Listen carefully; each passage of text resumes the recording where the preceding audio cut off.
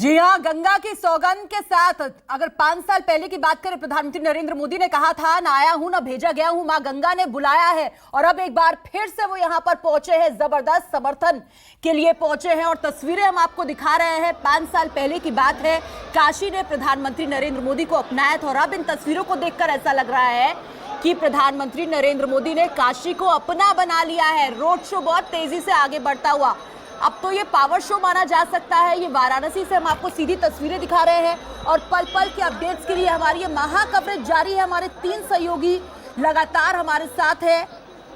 राजीव रंजन हमारे साथ है, अमित कुमार हमारे साथ है, अशोक तिवारी और साथ ही साथ दशमेश घाट से हमारे वरिष्ठ सहयोगी संदीप चौधरी लगातार हमारे साथ मौजूद है। स्टूडियो में हमारे साथ हमारे वरिष्ठ सहयोगी सुकेश रंजन मौजूद हैं। पल पल के अपडेट्स और एनालिसिस जारी है। सुकेश, इन तस्वीरों को देखकर अंदाजा लगाया जा सकता है किस तरह की जबरदस्त तैयारी रही होगी बीजेपी की, लेकिन अंदर खाने क्या तैयारी रही होगी कांग्रेस की। माना यह भी जा रहा है कि दरअसल प्रियंका को तुरुप के पत्ते की तरह बचा लिया गया है 2022 के लिए, और इसीलिए इस बार वो नजर आएंगे सिर्फ प्रचार के लिए। विधानसभा चुनाव में बड़ी भूमिका। देखिए, इसमें बहुत ज्यादा दम नजर नहीं आता। एक्स्ट्रा ऑर्डिनरी सिचुएशंस जब होती है, they demand extra ordinary measures.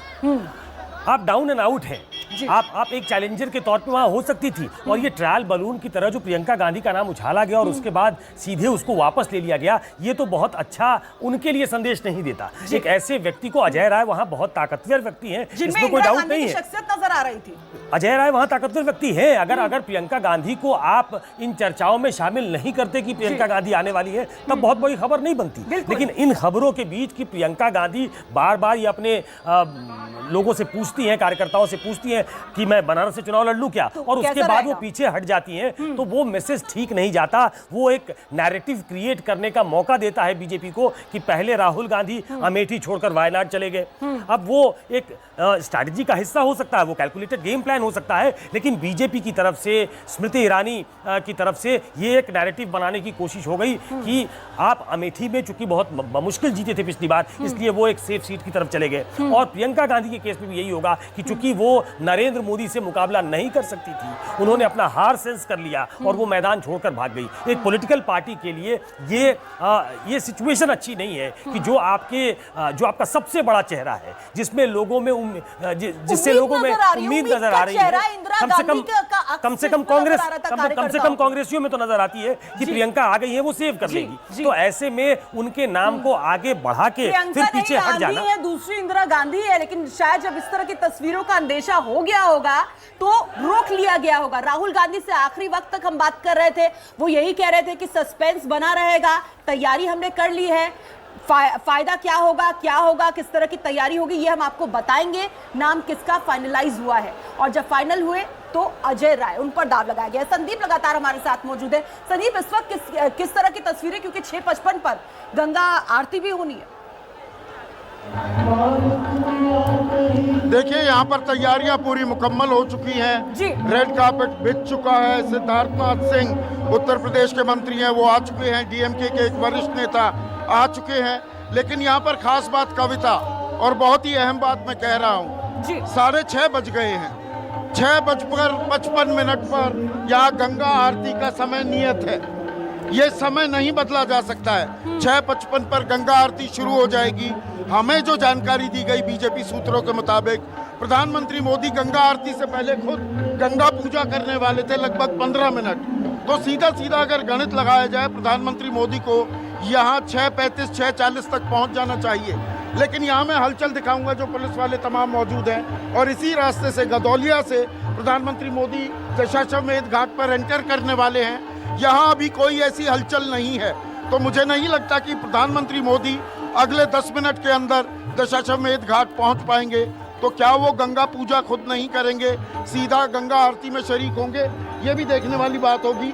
मंच अभी सजाया जा रहा है, तो यहाँ पर हरकत है, लेकिन ऐसी हरकत नहीं कि प्रधानमंत्री किसी भी क्षण यहाँ पर आने वाले हों। कविता, बिल्कुल मदनपुरा में वो है, और एक और पड़ाव है गोदौलिया, और वहां से होते हुए पहुंचना है दशाश्वमेध घाट। सुकेश, अगर नहीं पहुंचेंगे तो फिर देरी हो जाएगी, तो गंगा आरती में शामिल नहीं हो पाएंगे, अपनी बात कैसे रखेंगे सामने? नहीं, गंगा आरती में शामिल हो सकते हैं। 6:55 से गंगा आरती शुरू होगी और गंगा आरती में शामिल हो सकते हैं, लेकिन उसके पहले जो प्रधानमंत्री को जो भी वहाँ पे रिचुअल्स अदा करने थे शायद वो स्किप कर दे। देखिए, रोड शो है, उसमें प्रधानमंत्री बहुत ज़्यादा चाहकर भी कुछ नहीं कर सकते। जब आप भीड़ के बीच में हैं, अपनी कॉन्स्टिट्यूंसी में है, आप वहाँ से निकल कर नहीं आ सकते। तो कई बार, और चूंकि वो पहले से डिलेड है उनका प्रोग्राम, जब वो दरभंगा से उत्तर प्रदेश पहुंचे, उत्तर प्रदेश में वो सभा करने के बाद वो करीब 4:30 बजे के आसपास शुरू हुआ है, तो वो डिलेड है। और चूंकि जब आप अपने जनता के बीच होते हो, आपकी कॉन्स्टिट्यूंसी है, आपके पास मौका कम होता है 1-to-1 इंटरैक्ट करने का, और आप जब ऐसे निकलते हो तो आप स्टक हो जाते हो, कई बार आप नहीं निकल सकते हो। भी है सुकेश, बिल्कुल, गोदौलिया की थी इन गलियों के चौड़ीकरण के लिए, लेकिन हर गली तो नहीं हो सकती देखिए, है। बनारस का वो मूल कैरेक्टर, वो मूल कैरेक्टर अगर बदलेंगे तो मेरा अपना व्यक्तिगत मानना है फिर वो बनारस का कैरेक्टर ही आप बदल देंगे। वो शायद बनारस के मूल में है वो गोदौलिया जैसी जगह, जो कुछ लोग तो वो चाहते हैं कि वो कम से कम वो उसी स्वरूप में रहे, उसको ना बदला जाए। गोदौलिया से निकलते हुए वो दशाश्वमेध घाट के पास पहुंचेंगे और मुझे लगता है गंगा आरती में तो खैर वो शामिल होंगे। इसके बाद मुझे बताया गया है कि बनारस में, चूंकि आज वो वहाँ पे एक बड़ी बैठक करने वाले हैं, बैठक का मकसद कार्यकर्ताओं के साथ डिनर है उनका। वो पिछली बार भी जब चुनाव लड़ने गए थे तो एक वॉर रूम बनाया गया था, प्रधानमंत्री कई बार उसमें मौजूद होते थे, कई बार उसमें मौजूद नहीं होते थे, चूंकि वो देश भर में घूम रहे थे, लेकिन अमित शाह वहाँ होते थे, कई रणनीतिकार होते थे, हर दिन बैठक होती थी। वॉर रूम में ऐसे लोग जाते थे जिनको लोग पहचानते कम हैं, लेकिन वो बनारस के बारे में उनका एक व्यू था और किस तरीके से पूरे कैंपेन को एग्जीक्यूट करना है, प्रधानमंत्री की अनुपस्थिति में बनारस को कैसे देखना है, बनारस को कैसे उस जगह पे लाना है कि प्रधानमंत्री मैसिव मार्जिन से जीते। तो इसलिए प्रधानमंत्री, अब चूंकि 5 साल से वहाँ वो सांसद है, बहुत सारे उनके प्रतिनिधि हैं, वहाँ एक पीएमओ का मिनी पीएमओ भी है, तो उसमें भी लोग बैठते हैं। अब 1-to-1 इंटरैक्शन भी है, तो उन लोगों के साथ बताया जा रहा है कि प्रधानमंत्री का एक डिनर भी है, उनके साथ वो कुछ अपनी बातें साझा करेंगे। तो इसके बाद लंबा कार्यक्रम। रोकना चाहूंगी, संदीप हमारे साथ जुड़ गए हैं, कुछ अहम इनपुट दे रहे हैं। संदीप, बिल्कुल जो बात कह रहे थे सुकेश, उसको मैं आगे बढ़ाना चाहूंगा। गंगा आरती तो 6:55 पर शुरू हो जाएगी। अब देखना ये होगा प्रधानमंत्री गंगा पूजा को छोड़ सकते हैं, गंगा आरती में समय पर शरीक हो पाते हैं या नहीं।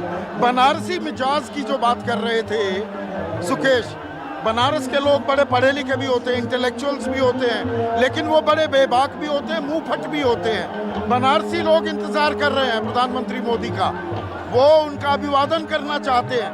प्रधानमंत्री का काफिला कितना तेजी से आया जाएगा ये देखने वाली बात होगी। दूसरी बात, यहाँ से दशाश्वमेध घाट से कार्यक्रम समाप्त करने के बाद प्रधानमंत्री, जिस और सुकेश ने इशारा किया, दी पैरिस एक होटल है, वहाँ पर 3000 इंटेलेक्चुअल से मिलने वाले हैं, विचार विमर्श करने वाले हैं। 9 बजे के समय उसके लिए मुकर्रर किया गया है। तो जो बुद्धिजीवी हैं बनारस के, वो भी आज प्रधानमंत्री मोदी से मुलाकात करने वाले हैं एक होटल में। बिल्कुल, उनसे भी मुलाकात होगी। और कांग्रेस जिस तरीके से सुबह से एकदम हमलावर रुख अख्तियार किए हुए है सुकेश, सुबह से ये कहा जा रहा है कांग्रेस की तरफ से, एक के बाद एक वीडियोस को टैग किया जा रहा है और ये कहा जा रहा है जब आप रोड शो कर ही रहे तो रिपोर्ट कार्ड भी पेश कर दीजिएगा, बता दीजिएगा 5 साल में आपने अपने संसदीय क्षेत्र के लिए क्या किया। तो संदीप ने बताया कि वहाँ एक लेजर शो का इंतजाम किया गया है कि प्रधानमंत्री ने क्या किया है बनारस के लिए, कितनी योजनाएं लेके आए। संदीप आपने, मैं वो लेजर, जी संदीप बताएं। मैं अभी वो तस्वीरें दिखा देता हूँ, दीपक जरा पैन कीजिए। जो आप लेजर शो का जिक्र कर रहे थे सुकेश, ये भारत का नक्शा है, साथ में कटआउट है प्रधानमंत्री नरेंद्र मोदी का। यहाँ पर एक लेजर शो भी होने वाला है। 5 साल का विकास कितना किया, क्या काम किए, उसका लेखा जोखा बाकायदा नरेंद्र मोदी देने वाले हैं। और सुकेश, आपको याद ताज़ा हो गई होगी 2012 के चुनाव की, उसमें 3D एनिमेशन का जो इस्तेमाल किया गया था। 2014 में भी ये चीज़ थी, 2019 में अभी तक ये नज़ारा था, लेकिन यहाँ पर बनारस के घाट पर, दशाश्वमेध घाट पर, हमें लेजर शो का नज़ारा भी आज शाम को देखने को मिलेगा। वो तस्वीरें मैं आप तक पहुँचाऊँगा। बड़ी हाईटेक तैयारी है सुकेश, यही तैयारी होती है जो बीजेपी को बाकी पार्टियों से एकदम भिन्न कर देती है। हाईटेक प्रचार, हाईटेक तरीका।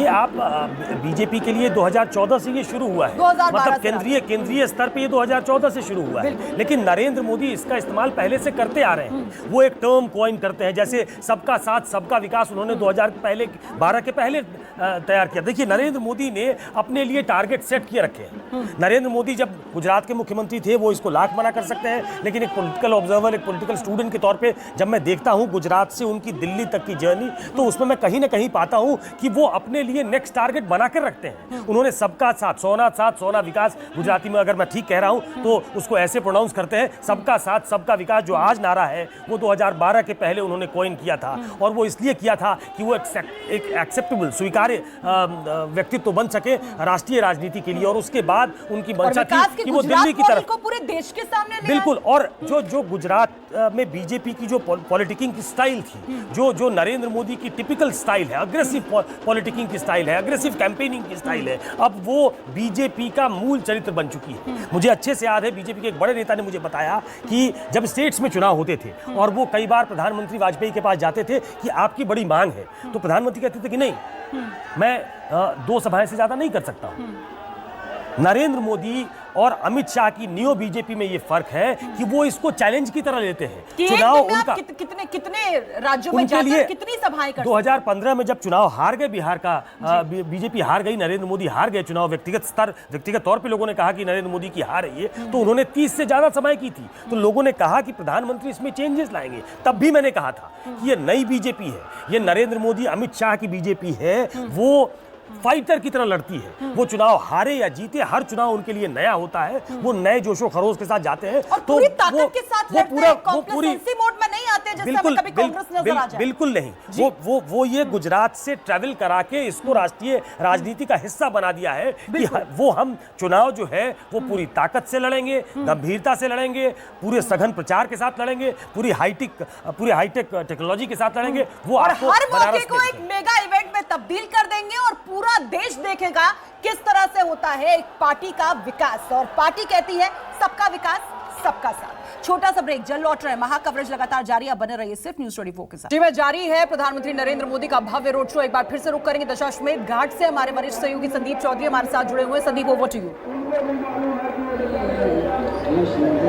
इस वक्त की बड़ी खबर यह है कविता सिंह, मैं आपको बता दूं कि बीजेपी के राष्ट्रीय अध्यक्ष अमित शाह दशाश्वमेध घाट पहुंच चुके हैं। जो ये एंक्लोजर बना हुआ है वहां पर अभी वो कुर्सी पर बैठे हैं। जो बीजेपी के पदाधिकारी हैं, कार्यकर्ता हैं, वो उनसे आकर मिल रहे हैं। तो ऐसे में बड़ी खबर ये है कि अमित शाह क्योंकि आ गए हैं, तो हम ये मान सकते हैं अगले 5-7 मिनट में, ज़्यादा से ज़्यादा 10 मिनट में प्रधानमंत्री मोदी का काफिला भी यहाँ पहुँच जाएगा।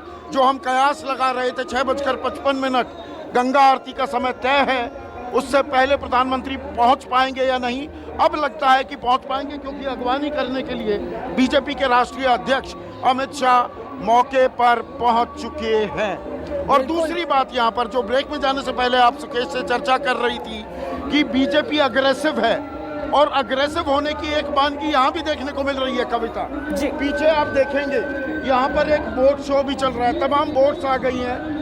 पीछे देखेंगे एक होर्डिंग है, मैं भी चौकीदार। जो यहाँ पर गाने चल रहे हैं उसमें भी मैं भी चौकीदार, हम सब चौकीदार, उसकी ताल ठोकी जा रही है। राहुल गांधी लगातार कहते हैं चौकीदार चोर है, लेकिन बीजेपी बैकफुट पर डिफेंसिव होने के लिए तैयार नहीं है। चौकीदार नैरेटिव जो है बीजेपी का वो लगातार जारी है। बनारस में दशाश्वमेध घाट पर उसकी गूंज सुनाई दे रही है। तो बीजेपी अग्रेसिव है, जो बात सुकेश कह रहे थे उसी में ये बात मैं जोड़ना चाहूँगा। बिल्कुल, 2014 में चाय वाला और 2019 में चौकीदार। किस तरह की है तैयारी, ये हम आपको दिखा रहे थे। कुछ और तस्वीरों के साथ फौरन हाजिर होंगे, आप बने रहिए न्यूज़ 24 के साथ। तस्वीरें हम आपको दिखा रहे हैं प्रधानमंत्री नरेंद्र मोदी के शक्ति प्रदर्शन की। ये तस्वीरें सुकेश रंजन हमारे साथ लगातार मौजूद हैं। सुकेश, ये जो भगवा रंग हम देख रहे हैं, केसरिया झलक जो हमें दिख रही थी अब तक, क्या ये रंग भी कुछ कहता है?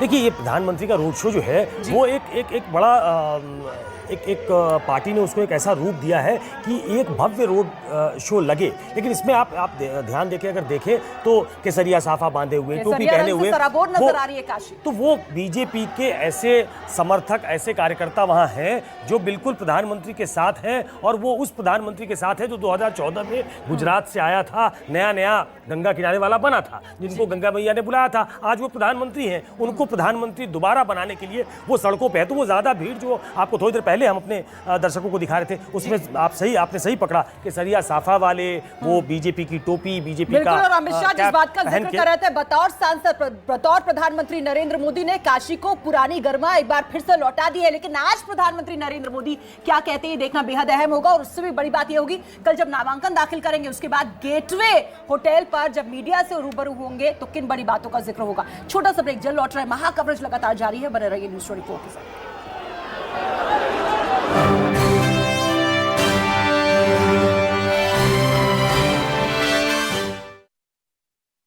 जब अपने रुतबे पर आप इतराते नहीं, जब कर दिखाते हो पर किसी को जताते नहीं, तब समझना कामयाब हो तुम।